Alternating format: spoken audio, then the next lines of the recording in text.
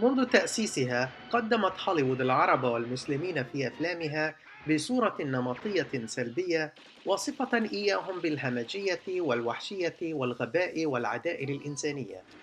ومن أشد الأفلام عداوة للعرب كان فيلم قواعد الاشتباك، الذي يقدم الشخصيات العربية كإرهابية تسعى لقتل الأمريكيين ويبرئ الكولونيل الأمريكي الذي يعطي الأوامر بقتلهم. ومن المفارقات أن صانعي الأفلام الهوليووديين تعودوا على الصورة النمطية للعرب لدرجة أنها صارت بديهية يستغربون من انتقادها. No, I had no idea. No, You I were didn't the know anything star of the about that. movie. Yeah, but they don't You're the talk to us hero. about those things. I mean, that's like upstairs somewhere. So when you read Yeah. the script, you didn't feel anything wrong about it?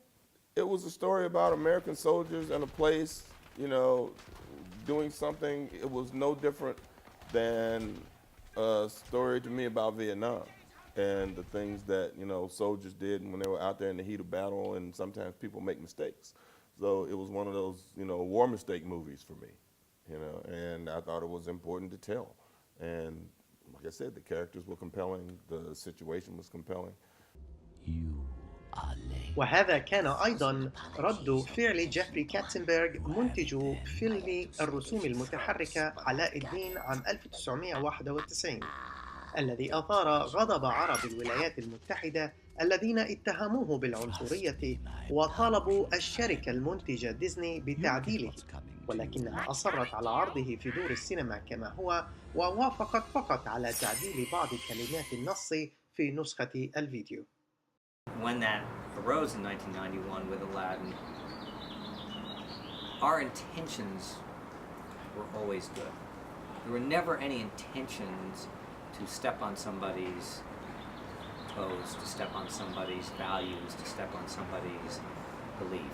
And that was just a great life lesson to say, maybe you need to keep your eyes and ears open to know when you're treading in places that you inadvertently might do that. So when we made The Prince of Egypt, which is the story of Moses, is a common story that is shared by 3 of the 4 biggest faith groups on this planet. Day one, we just said our intentions are to do an inspirational story for everybody, because that story is important in the Bible, it's important in the Quran, it's important in the Torah. It exists and is owned by many people in many faiths. And so we made a huge effort to make sure we didn't inadvertently do something that was not our intention. And, I think we mostly succeeded. في العقدين الأخيرين حاول مخرجون هوليووديون آخرون أن يقدموا شخصيات عربية غير نمطية في أفلامهم، ولكن محاولاتهم باءت بالفشل، لأنهم ما زالوا يرون العربي من منظور غربي تبلور في أذهانهم عبر السنين من خلال مشاهدة الأفلام الهوليوودية والتلفزيون الأمريكي. لهذا لا يمكن لمخرج أجنبي أن يعكس الواقع العربي بمصداقية في أفلامه، لأنه لا يعيش ذلك الواقع ولا يواجه التحديات التي يواجهها العربي في حياته اليومية إن كان في الوطن أو المهجر. When you grow up Arab American in an American society, you wind up feeling a little alienated, and that viewpoint of life, that viewpoint of American culture, filters into your storytelling. And so I tend to write about alienated figures who really can't connect to other people, who are kind of distant from American culture. And so there's this really kind of strong outsider point of view in all the scripts I've written and the film that I make. It's not something that I'm consciously doing, but I think that it's something that just happens to be infused inside me because of my experience growing up in America. And I think that has a lot to do with maybe the barriers of entry when you're trying to make a movie in the industry, because a lot of people don't want the outsider point of view. They want lighter fare. They want lighter entertainment.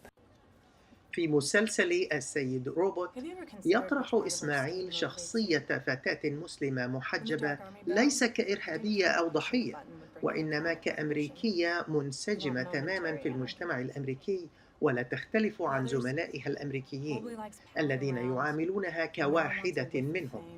وهذه رسالة مبطنة توحي للمشاهد الأمريكي أن العرب والمسلمين لا يختلفون عنهم.